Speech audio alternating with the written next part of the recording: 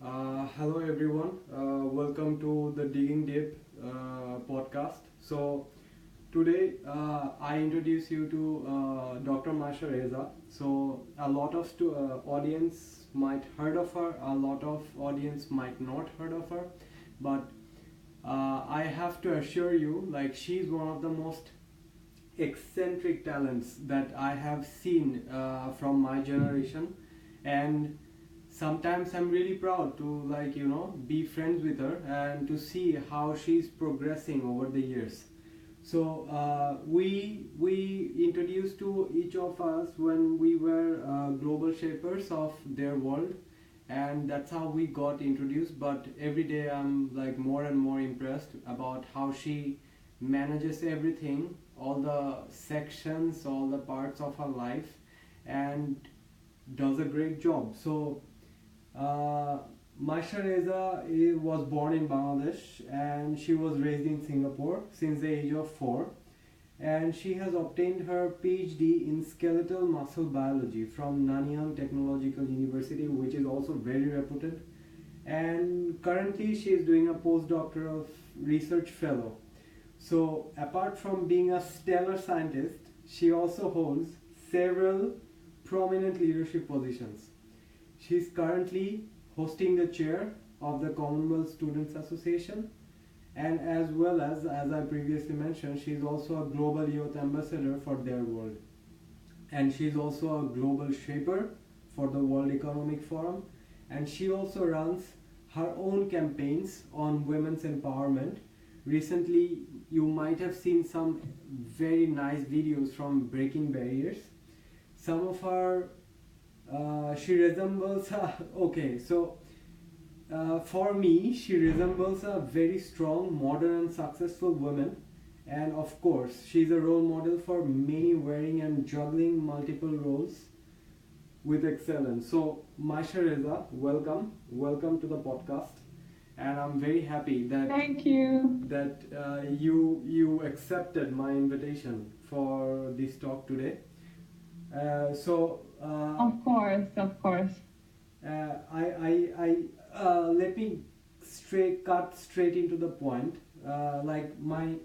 What I really wanted to know from you is like, right now you're holding a major responsibility as the chair of Commonwealth Student Association. So, what is your? hmm Can you tell us a bit about your role? Like, can you expand it a bit? Of course. So, firstly, Tawhid, thank you so much for having me on your show. It's really something that I'm very proud of, like the work that you do as well. It's really influential and it's straight from your heart. So, any day I would be very happy to be part of any of the projects that you do. So, with regards to your question about what I do as a chair of CSA, so as the chair, I basically lead a team of really outstanding student leaders from different regions to implement the goals of the Commonwealth Students Association. Hmm. So, our primary role is to unify and represent the needs and aspirations of national student organizations and student unions across the Commonwealth. Okay. So, we want to empower these students of the Commonwealth to influence change in education, contribute to their societies, and we want to amplify their student voices. And we also look for different partnerships with different education stakeholders so that it can build their collective capacities to really express and advocate for what they want. Okay. We in the CSA believe in protecting the rights of students and fostering a sustainable learning environment in these educational institutes. So as you know, like you're a student yourself as well, and students in this current era, we are very aware and we're very conscious of our future, and we want to take ownership of our future. So it is only fair that right now we become involved in policy formulation, implementation, and the review of it, because we are key stakeholders for achieving the Sustainable Development Goals, in particular quality education. And we should become partners of education and not just the recipients of it. Okay. So we become an important bridge between the students in the Commonwealth and decision makers, for instance, whether it's at the CCEM, the 20th CCEM in Fiji that happened in February, or the Commonwealth Youth Forum that happened in April. The CSA basically takes in the recommendations of students and young people and formulates them into a document which we present to whether it's education ministers or foreign ministers, to put our perspectives forward, to make sure that we are there and we have a seat at the decision-making table. And these world leaders, they take that into consideration. And I think that's a very important and big step in making sure that our voices are heard, because I think it's time to make sure that we have a say and we're not just recipients, but we are major. We play a key and important role in deciding our future. Okay, so I wanted to ask you another question. What are the diversity of the leaders? As you are the chair, you have to look after a lot of leaders from different countries, I suppose. So my first question is what are the diversities? What are the factors? And secondly, how do you make them work together, these diversity and their different influential backgrounds or their work maybe. So how do you make them work together?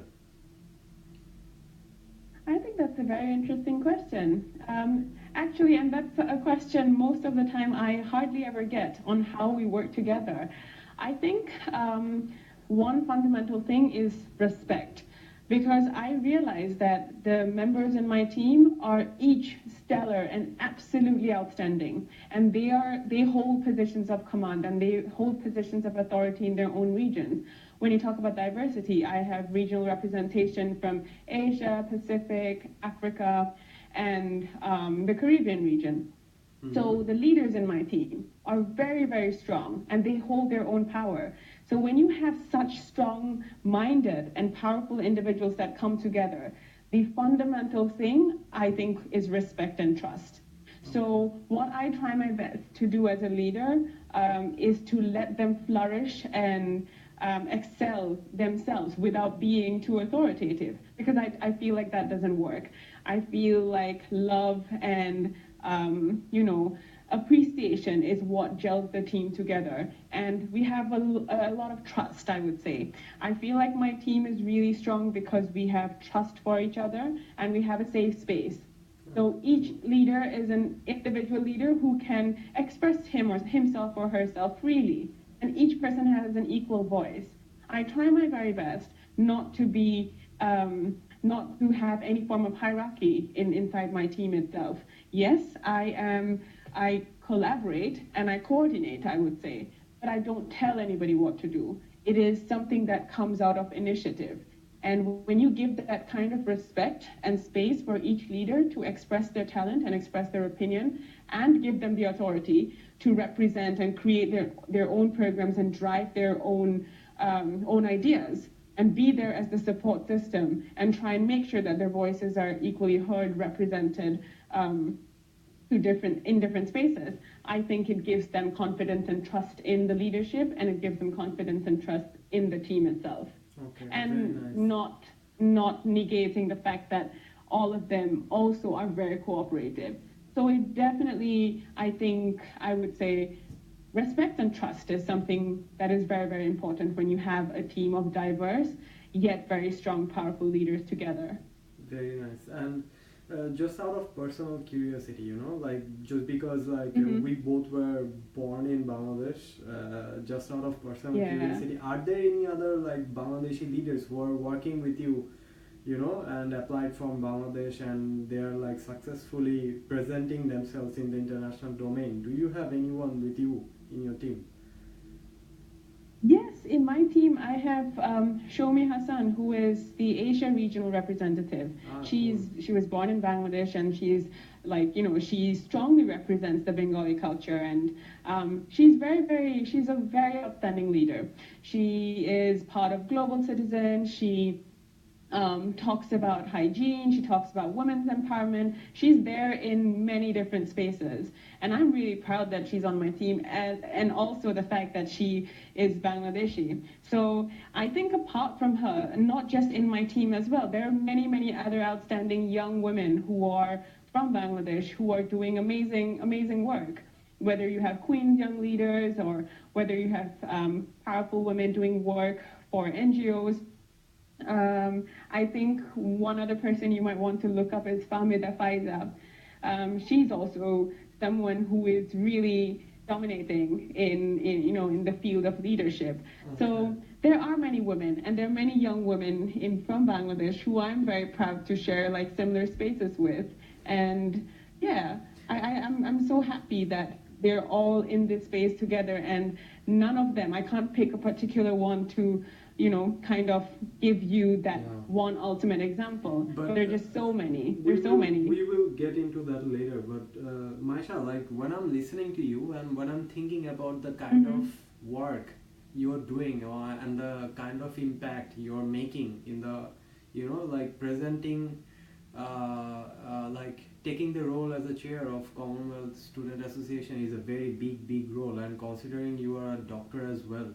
So it makes me think like how did your family support you, or like what are the things that inspired you to grow yourself, and you're still continuously growing. I'm still excited to see what you grow into in the next coming years. So my question, to be precise, is like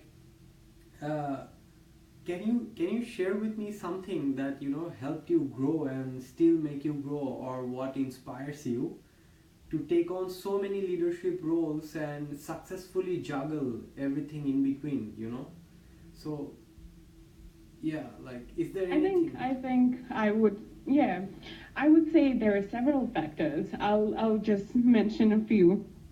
Yeah. First, I think I had very strong representation of powerful women in my family itself. I have an aunt who is an engineer who studied from a very reputed university in Bangladesh. I have an aunt who is a scientist. My own mother is an entrepreneur. So, I've seen very strong women in my family and in my extended family do the work that they do while juggling family, while juggling every other responsibility and expectation, and they are pushing barriers themselves.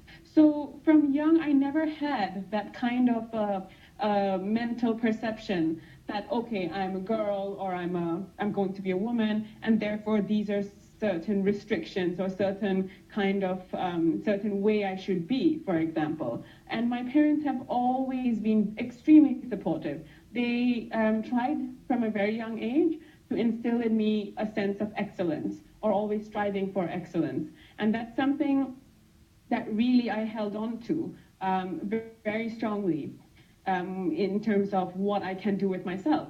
So as much as I have a lot of work to do during my day as a scientist, for example, I feel the need to do something more. I feel like it's not enough. There's more talent in me. There's more I can do. There's so much inside me that I can express. And I question, what can I do? What am I good at? And then I start looking for opportunities to try and help, to try and make an impact, to try that I can benefit from and I can be beneficial too. So when I take on leadership roles, it is constantly molding me into a better version of myself. It is stressful, it is difficult, it is challenging. I face different situations where I'm not sure if I can do it, but then it puts me through, it's like a fire, that kind of molding you to become the sculptor that you always wanted to become. So that is something that is very inspiring for me. And if I could share one particular story as to what made me choose where I would want to invest my time and attention in. Yeah. Right now, I'm very, very passionate about education, and I'm very passionate about women's empowerment, basically. This story, I've told you this story before, and I've told a couple of my friends also. When I was growing up, I grew up in Singapore, but I used to go back to Bangladesh regularly, at least once a year. And when you're younger, you have a lot of school holidays, so that gives you more of an opportunity to go back.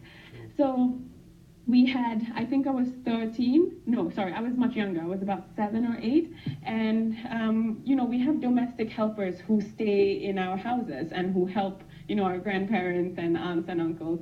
And that lady, this lady, we used to call her auntie, and her daughter was of the same age as I was.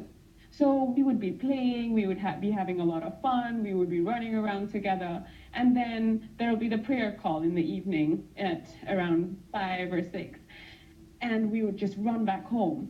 And from there used to be a big distinction. My mother would call me to come home and come to the room so that we could do some homework and study, basically. And her mother would also call her, but she would go to the kitchen and she would help her mom prepare the dough for the next day, bread, flatbread, roti, that's what they call it. And she's preparing that for the next day's breakfast, whereas I have to study. Now at that particular time, I have to be honest, I was really jealous. I did not want to be studying because it didn't seem very fun. But what seemed more fun was what she was doing, rolling bread and playing with Play-Doh. It was something very fancy that I wanted to do. And it just stuck with me that, life is so unfair. And then over time, when she was 13, I heard she got married. I mean, the lady wasn't working in our house anymore, and she got married, and over a few years, then I hear she had children, and I think she also got a divorce. And by the time I was 18, it kind of struck my mind, the vast difference in our lives, where I was stressing out on which university to go to, whether I want to be a scientist or a lawyer, or which direction my life should take. I realized her life decision was whether she should divorce her husband, how is she going to manage these number of children alone. She didn't have a good education. How was she going to feed them? It was such different, vast lives. And over the next few years, I asked myself, what if? What if she was born in my family? Because from what I remember of her, she was a very intelligent girl.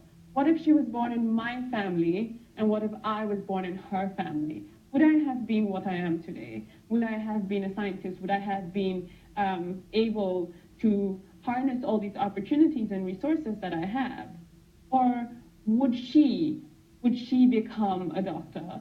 Could she become a lawyer, a chef, a firefighter? I mean, anything that you can think of. She could have become that if she was born in my family. So that really made me feel some kind of way, and I couldn't describe that feeling. What was it? That I realized that maybe all these amazing opportunities and all these things that I am may not necessarily only be all my hard work and, all the things that I've done for myself. Maybe a lot of these things are something that I was blessed with, and all these opportunities and resources were given to me, which I managed to maximize, which she unfortunately didn't have. So I then realized that what I have today is because of, if you can classify it, it's probably because I had very good quality education. And I never had that kind of discrimination growing up as to whether I'm a man or a woman, or I'm a girl or a boy. I managed to do anything I wanted, regardless of my gender. And I had full support from my family and my extended family. So I think it's really important to just let a girl flourish and become whoever she wants to be. And that will let her decide what kind of role she wants to take. Maybe not everybody wants to be a leader, or maybe not everyone wants to engage in the kind of work that I'm engaging in. But it's the first and fundamental thing is to let her be whatever she wants to be. And I find joy and I find fulfillment in being in positions of leadership, and I find value in serving people, because I think leadership is not just about holding that position and being fancy. It's about being of use, using your talent, being of service to other people, and making an impact such that people's lives can be benefited. So that's why I do what I do, and well, that's enough for now. Yeah, that's what I think. Yeah. Yes. Like when I'm listening to you, one thing just crossed my mind.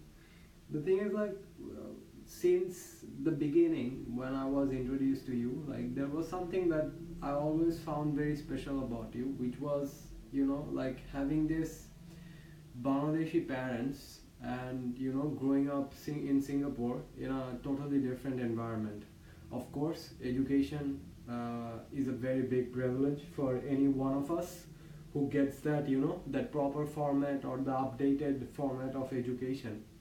But as you come from such a vibrant mix, so if we call it an Asian culture, like, yeah, it's been like, I understand that you are very privileged with education, but my mind wants to know, like, let's say from an Asian culture, let's put that mix into this whole Asian culture, like, were there any stereotypical gender roles you had to face because you're engaged in multiple leadership positions, and you have this very special background? So were there any barriers, like, in your journey till now that you had to conquer, you had to overcome? Anything inspiring that you might have to share with us? I think, to be honest, I will put it in two ways. I have a very supportive family, very, very supportive family who actually encourages me to take up these positions. And I would, reiterate the fact that I was very privileged, and I still am very privileged to be able to do what I do. But yes, to some extent, there is definitely some level of resistance, and not just with me, with many other girls, in terms of who are people who are trying to take up leadership positions. And I don't speak just from my own experience. It would be unfair to use my privilege and my kind of, positive experience to blanket other women's experiences, because it is evident and it's still present that women of the Asian culture, or women in this space, have a much more difficult time than men trying to prove themselves. I've heard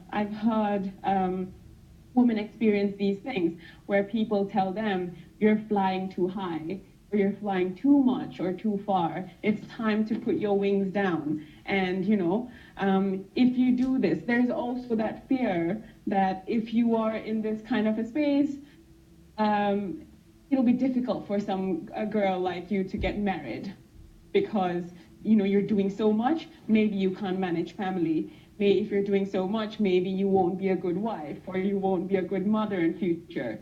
So you need to learn to prioritize, and you need to stop doing all these things.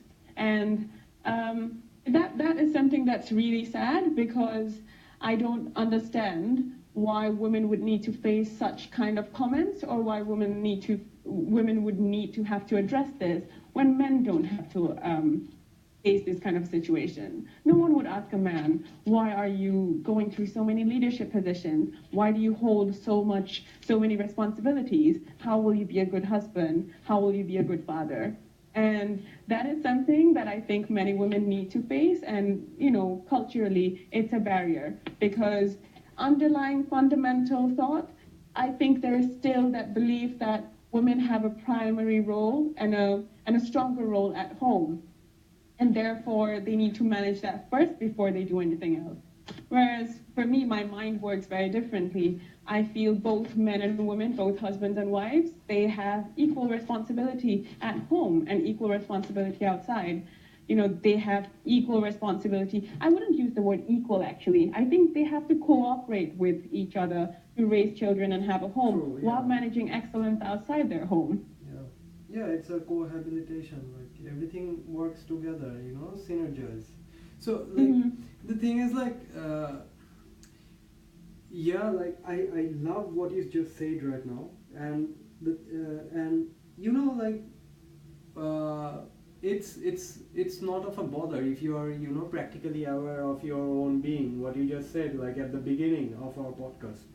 So, for the concluding question, the last question that I would want to ask you is, many people know you as a women empowerment advocate, many people know you as a leader, as a global leader for everything that you do as a chair of CSA, but a lot of people don't actually, they forget how hard it is to be a postdoctorate and do your research all day long and still manage to do all those things. So, and I'm pretty sure there are lots of not just Bangladeshi, there are lots of Asian women and girls who dream of doing the same things, just the same things as you do, maybe in different subjects, maybe in different sectors, maybe in different domains.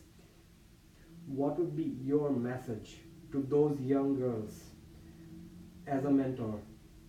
That's my last question. I think, yeah. Mm-hmm. I think if I could just say one thing, it would be to take that leap of faith. It sounds very simple and it sounds so common sense. Just take that leap of faith. But it takes a lot of courage and a lot of patience and a lot of resilience and a lot of strength to want to take that leap of faith. And I would ask girls to ask themselves, who am I and what do I want to do? What do I want?